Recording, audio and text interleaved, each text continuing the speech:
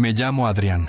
Tengo 27 años y, si hace medio año alguien me hubiera asegurado que Clara, mi novia... Buenos días, amigos. No les robaré mucho tiempo. Solo quiero pedirles que me ayuden a alcanzar el objetivo de 5,000 suscriptores y que se suscriban a mi canal Historias de Engaños. Espero que les guste la historia de hoy. Por favor, denle a me gusta y compartan el video con sus amigos. Les agradezco mucho a todos por ver el video. Que lo disfruten.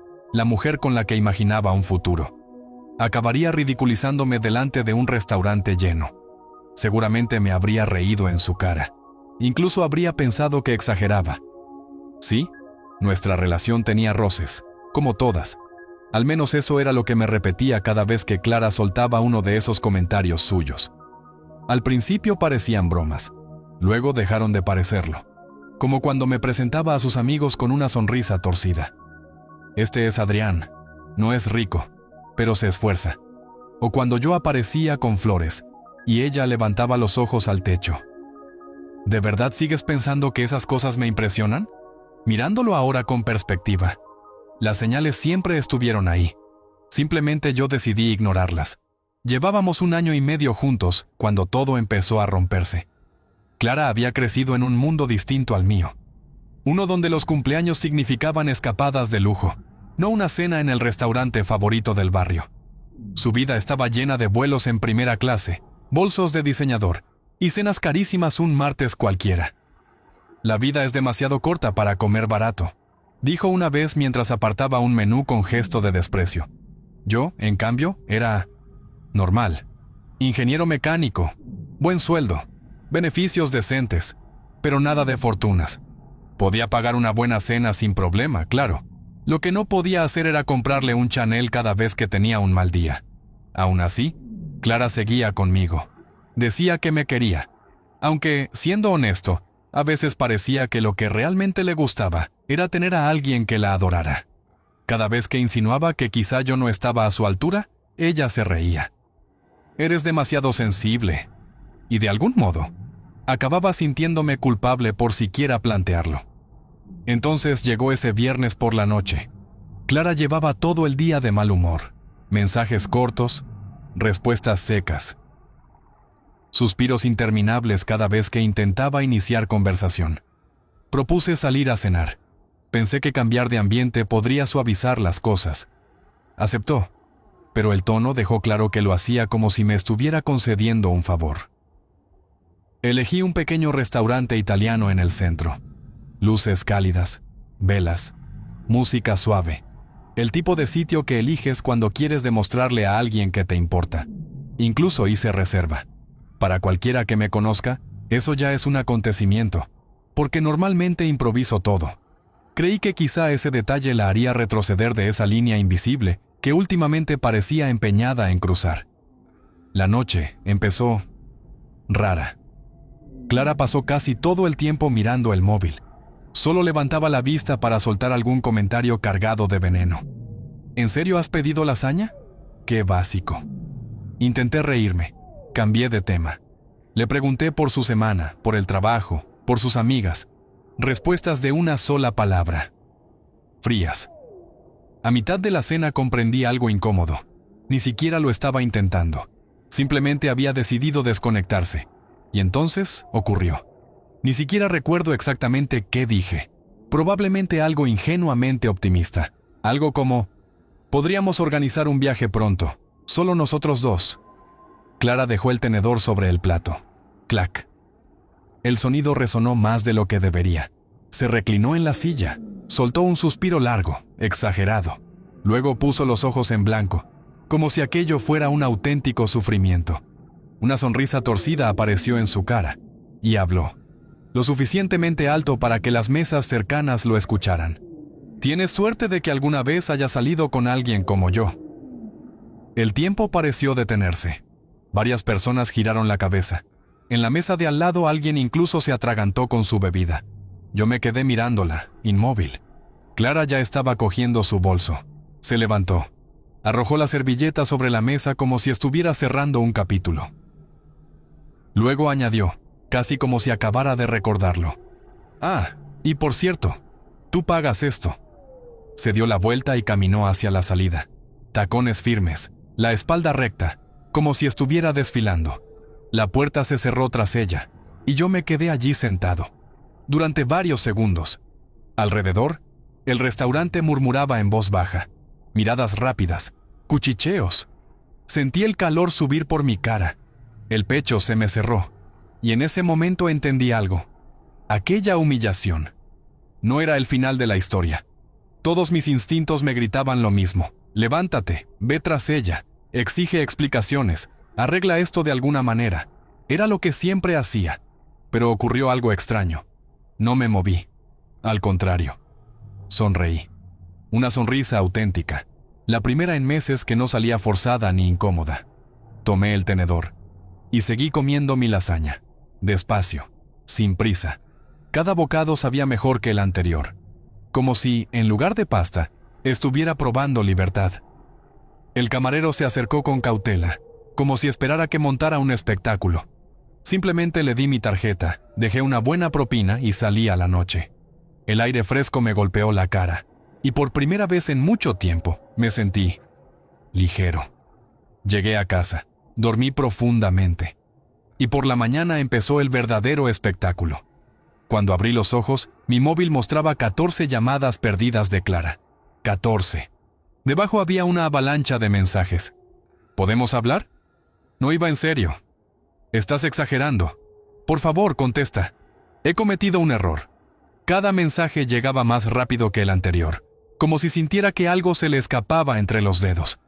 Me quedé mirando la pantalla un rato, y noté algo raro dentro de mí. Aquella parte de mí que siempre buscaba su atención, su aprobación, su cariño, había desaparecido, como humo llevado por el viento. Entonces lo entendí. Clara nunca me había querido de verdad. Le gustaba la idea de mí. Le gustaba tener a alguien que la mirara como si fuera el centro del mundo. Le gustaba tener a quien culpar cuando estaba aburrida, frustrada o inquieta. Pero a mí, al verdadero yo, nunca se había molestado en conocerme. Dejé el móvil sobre la mesa sin responder. Fui a la cocina. Preparé café, con calma. Por primera vez en mucho tiempo no estaba intentando apagar el incendio emocional de otra persona. No estaba intentando demostrarle a alguien que merecía quedarse. Pero, en el fondo, sabía algo. La historia no había terminado. Clara no era de las que aceptan perder, y mucho menos cuando su orgullo estaba en juego. Como si el universo quisiera confirmarlo, justo cuando levantaba la taza y pensaba quizá esto sea el inicio de algo mejor, el móvil volvió a iluminarse. Pero esta vez no era solo Clara. Aparecieron otros nombres, su mejor amiga, su madre, un número que ni siquiera tenía guardado. Las llamadas llegaban una tras otra, más rápidas, más insistentes. Ahí lo comprendí. Clara no solo había cometido un error, había activado algo, un plan, y yo estaba en el centro. Observé la pantalla mientras los nombres aparecían como pequeñas alarmas. Su madre, su amiga Laura, un número desconocido de su ciudad. Aquello ya no sonaba a simples disculpas. Clara estaba movilizando refuerzos. Dejé que el móvil siguiera sonando. Lo puse boca abajo sobre la mesa. Intenté continuar con la mañana. Café, algo de desayuno, un poco de música. Cualquier cosa para mantener a raya esa tensión que empezaba a crecer en el pecho. Porque conocía a Clara. Y Clara odiaba perder. Pero odiaba aún más ser ignorada.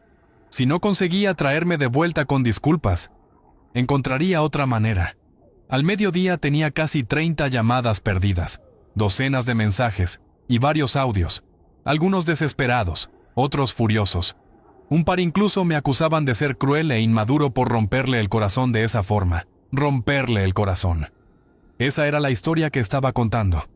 La curiosidad terminó ganando. Abrí uno de los audios.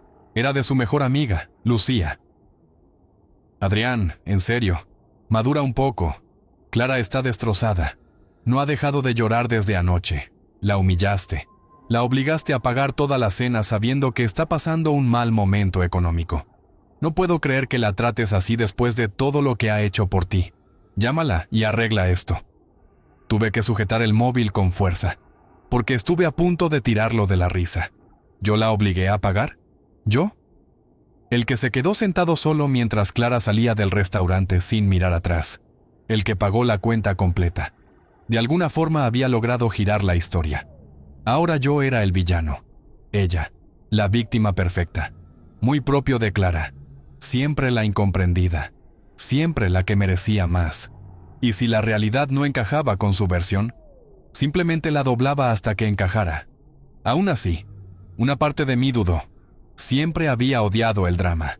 Y la idea de que gente que apenas me conocía pensara que yo era el malo, no era algo que me resultara cómodo. Si sus amigos y su familia ya estaban afilando las lanzas, ¿cuánto faltaría para que todo empeorara todavía más? Me quedé unos minutos pensando. Tal vez debería enviar un mensaje breve, algo correcto y definitivo. Algo como: siento que estés enfadada. Te deseo lo mejor. Adiós. Educado, cerrado, final. Pero en el fondo sabía que no serviría de nada. Clara no buscaba una despedida. Lo que quería era mantener el control. Y en el momento en que yo abriera esa puerta, aunque fuese apenas una rendija, ella la empujaría hasta tirarla abajo. Así que hice otra cosa. Apagué el móvil por completo y lo dejé sobre la mesilla. Respiré despacio, tomé aire hasta llenar el pecho, y por primera vez en mucho tiempo, tomé una decisión sencilla. Ese día iba a vivir sin intentar agradar a nadie. Cogí la chaqueta, cerré la puerta de casa y caminé hacia el centro. Hay una librería pequeña que siempre me ha gustado. De esas escondidas entre calles estrechas, con olor a café recién hecho y a papel antiguo.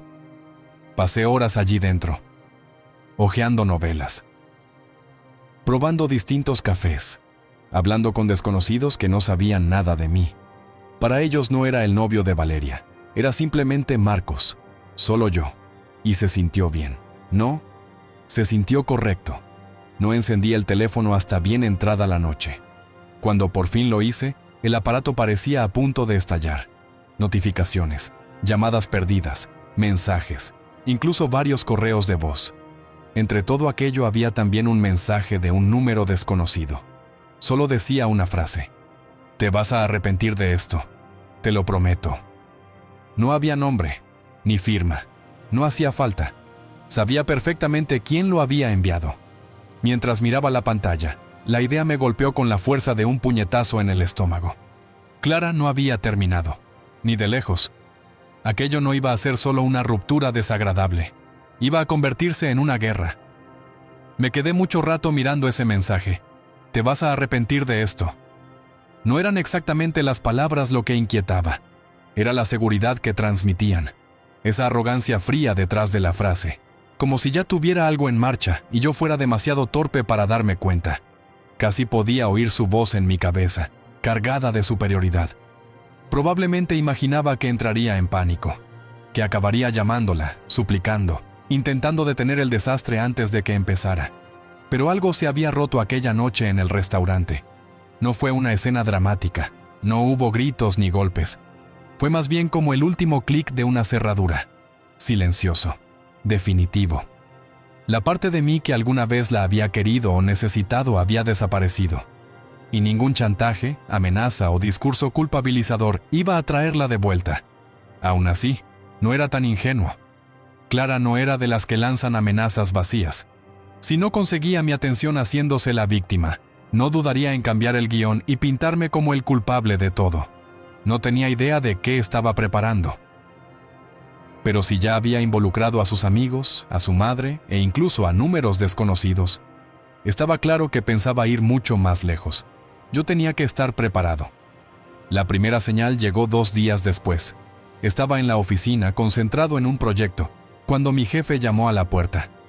Tenía esa expresión incómoda que aparece cuando alguien trae noticias desagradables, pero interesantes. Marcos, dijo aclarándose la garganta, solo quería avisarte de algo.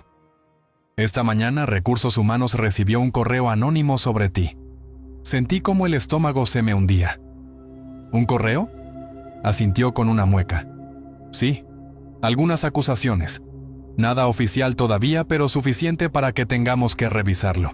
Ya sabes cómo funcionan estas cosas. Me entregó una copia impresa.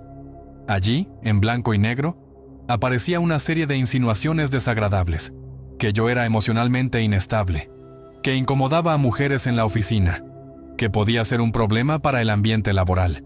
Nada concreto, ni fechas, ni nombres, ni pruebas, solo suficiente humo para que cualquiera empezara a preguntarse si había fuego.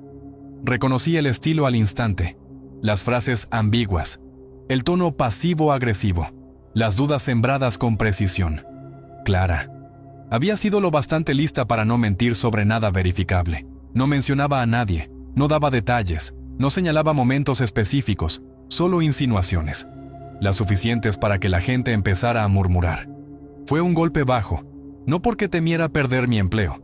Mi jefe me conocía demasiado bien para creer algo así, y en recursos humanos ya estaban tratando aquel correo como lo que era, basura sin fundamento. Lo que dolía era lo calculado, la intención. No intentaba arruinar mi carrera, intentaba dañarme a mí, y de una forma extraña, aquello lo aclaró todo. Esto no tenía nada que ver con amor, ni con desamor, ni siquiera con orgullo herido. Era castigo. Clara no estaba devastada, estaba furiosa. Furiosa porque no había regresado arrastrándome. Furiosa porque me había atrevido a marcharme primero, aunque técnicamente fue ella quien salió hecha una tormenta de aquel restaurante. En su versión de la historia, todo debía terminar conmigo suplicando perdón. Quizá incluso con algún gesto humillante, algo exagerado que demostrara cuánto me arrepentía. Pero no ocurrió así. Yo había sonreído, terminado la cena, y seguido con mi vida. Y eso era algo que no podía perdonar. Ese día salí temprano del trabajo, no por miedo. Necesitaba pensar, quedarme sentado en la oficina con el teléfono vibrando cada pocos minutos por llamadas de números desconocidos, no iba a resolver nada. Así que conduje fuera de la ciudad. Tomé carreteras secundarias, aquellas donde el tráfico desaparece y solo quedan campos y árboles.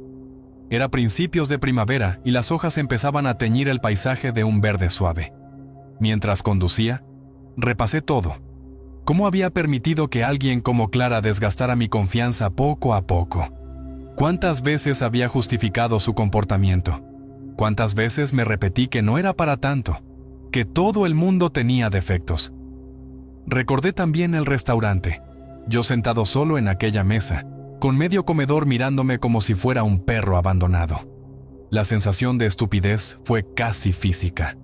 Cuando el sol empezó a caer y el cielo se volvió naranja, tomé una decisión. No iba a quedarme sentado esperando a que Clara se cansara. No esperaría el próximo rumor, la siguiente acusación absurda, otro correo anónimo a recursos humanos. Si quería guerra, bien, pero no tenía ni idea de con quién se estaba metiendo. Lo primero que hice al llegar a casa fue abrir el portátil. Empecé a guardar absolutamente todo, cada mensaje, cada llamada perdida, cada correo de voz. Hice capturas de pantalla de todo y lo guardé en varios sitios, en la nube, en un disco duro externo y también en mi correo personal. Después llamé a un amigo, Adrián. Resulta que es abogado. No de esos que salen en revistas con trajes de 5,000 euros defendiendo celebridades. Es del otro tipo, del que sabe exactamente cómo hacer que personas como Clara descubran que no son tan intocables como creen. Quedamos para tomar café a la mañana siguiente. Le conté toda la historia. Adrián escuchó en silencio, hojeó algunos mensajes en mi teléfono y luego soltó una pequeña risa mientras negaba con la cabeza.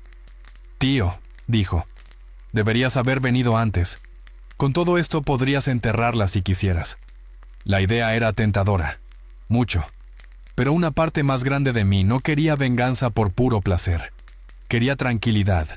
Quería una vida donde alguien como Clara no pudiera volver a acercarse lo suficiente como para contaminarla. Aún así, Adrián me dio un consejo, uno que podía ser crucial si ella decidía seguir escalando el conflicto. «No tienes que disparar primero», dijo golpeando la mesa con un dedo. «Pero sí puedes construir una fortaleza. Hazla tan sólida que, si intenta atacarte otra vez, sea ella quien termine destrozándose». Salí de aquel café sintiéndome más ligero que en meses, más firme, más preparado, porque había comprendido algo que Clara aún no sabía. A veces la mejor venganza no consiste en gritar más fuerte. A veces consiste en sonreír mientras la otra persona se queda sin voz de tanto gritar. Y lo curioso era que Clara estaba a punto de gritar mucho más de lo que cualquiera imaginaba. La semana siguiente la pasé construyendo mi pequeña fortaleza, en silencio. Cada noche, después del trabajo, documentaba todo, cada mensaje suyo, cada llamada perdida, cada correo de voz, incluso aquellos que parecían inofensivos o casi amables. Hice capturas de pantalla de conversaciones con amigos en común que me escribían preocupados, con preguntas que sonaban sospechosamente a cosas que ella les había contado. También empecé a registrar cuidadosamente mis interacciones en la oficina, por si otro correo anónimo llegaba a recursos humanos. ¿Sí? Se sentía un poco paranoico. Pero Adrián fue claro al respecto. Adrián tenía razón. No se gana una guerra esperando que el otro juegue limpio. Y Clara, desde luego, no pensaba hacerlo. Sus movimientos empezaron a escalar. Primero llegaron las publicaciones en redes sociales. Mensajes ambiguos, pero cargados de veneno. Lo bastante claros para que cualquiera que nos conociera pudiera unir las piezas. Un día publicó una selfie. Mirada triste, expresión dramática. El texto decía: "Hay personas tan falsas que da risa". Horas después apareció otro. La traición duele más cuando viene de alguien que pensabas diferente. Sus amigas llenaron los comentarios con mensajes de apoyo. Corazones, indignación, frases sobre merecer algo mejor. Algunos amigos en común dejaron de seguirme. Luego empezaron las insinuaciones. Nada directo. Nunca algo que pudiera usarse contra ella. Pero poco a poco comenzó a sugerir que yo tenía problemas de ira. Que a veces me volvía impredecible. Nada explícito. Solo lo suficiente para que, de repente, algunas personas me miraran raro en el gimnasio o en el trabajo. Clara siempre había sido buena en eso. Manipular la realidad sin mancharse demasiado. Pero la verdadera bomba cayó 2 semanas después. Una tarde llamaron a la puerta de mi apartamento. Un mensajero. En sus manos traía un sobre oficial. Dentro había una carta legal de cese y desistimiento. Según el documento, yo estaba acosándola, hostigándola y creando un ambiente intimidatorio al negarme a dejar de contactarla. Me reí en cuanto terminé de leerla. No había contactado a Clara ni una sola vez desde aquella noche en el restaurante. Ni llamadas, ni mensajes, ni un simple hola. Nada. Aquello era un intento descarado de darle la vuelta a la historia antes de que yo pudiera defenderme. Clara clásica. Convertirse en víctima. Pintarme como el exnovio obsesivo incapaz de aceptar la ruptura.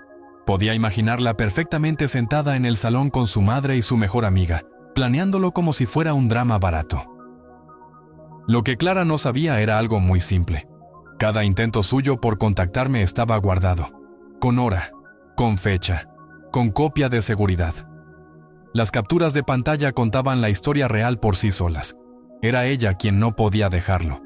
Y ahora, con aquella carta, acababa de darme justo lo que faltaba, la última pieza. Adrián casi sonrió cuando vio todo el material. Nos lo ha puesto facilísimo, dijo mientras revisaba los archivos.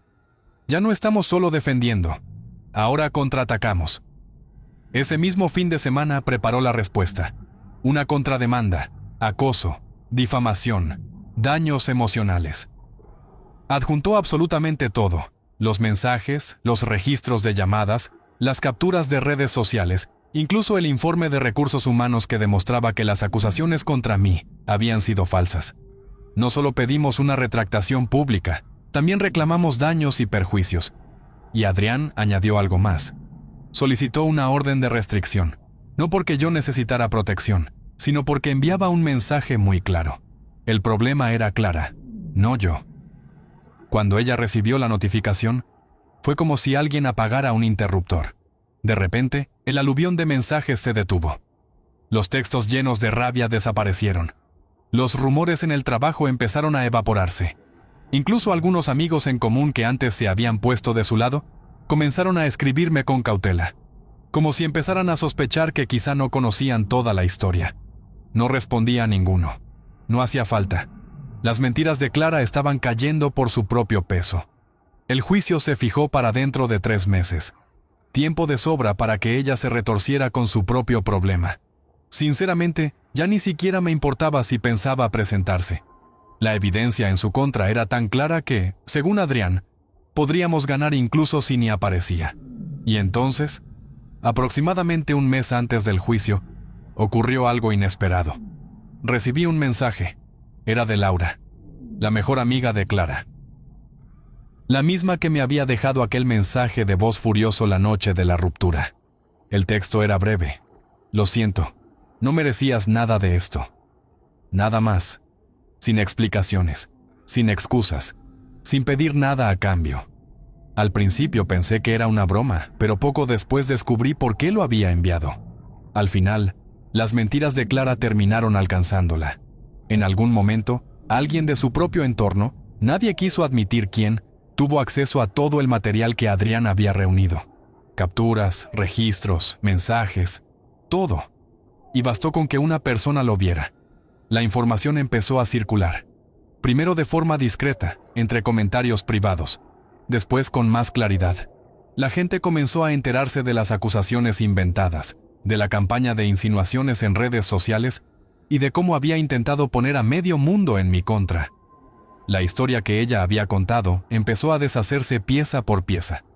Cuando llegó la fecha señalada para el juicio, Clara ni siquiera apareció en el tribunal.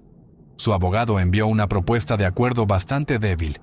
En esencia, pedían que abandonáramos la contrademanda si ella retiraba todas las acusaciones y firmaba un compromiso para no volver a difamarme.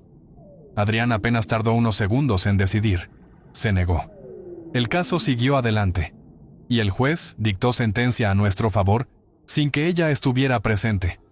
Clara fue obligada a pagar una indemnización. No era una suma capaz de destruir su vida financiera, pero sí lo bastante grande para que la lección doliera. Lo suficiente para que recordara que las decisiones tienen consecuencias reales. Lo suficiente para que se lo pensara mejor antes de intentar arruinar la reputación de otra persona, solo porque no soportaba perder el control. Sin embargo, la verdadera victoria no fue el dinero. Fue algo mucho más simple. Tranquilidad. Levantarme cada mañana sin esa presión constante en el pecho. Entrar a la oficina sin preguntarme quién habría escuchado otra mentira más. Vivir sin la sensación de que debía justificar quién era. Fue recuperar el control de mi propia vida. La última vez que tuve noticias de Clara fue varios meses después. Un correo electrónico, sin asunto, solo una línea. Te echo de menos. ¿Podemos hablar? Observé el mensaje unos segundos. Después lo borré, sin responder, sin reconsiderarlo. Porque algunas decisiones no admiten marcha atrás.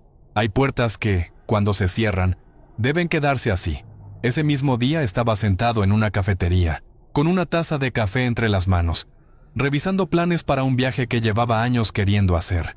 Sin discusiones, sin drama, sin ese terreno lleno de trampas emocionales que había marcado mi vida durante tanto tiempo. Y fue en ese momento cuando comprendí algo que Clara probablemente nunca llegará a entender. La mejor venganza no consiste en destruir a alguien. La verdadera victoria es construir una vida tan plena, tan tranquila y tan auténtica, que todos los intentos de dañarte terminen viéndose insignificantes. Y eso era exactamente lo que estaba empezando a lograr.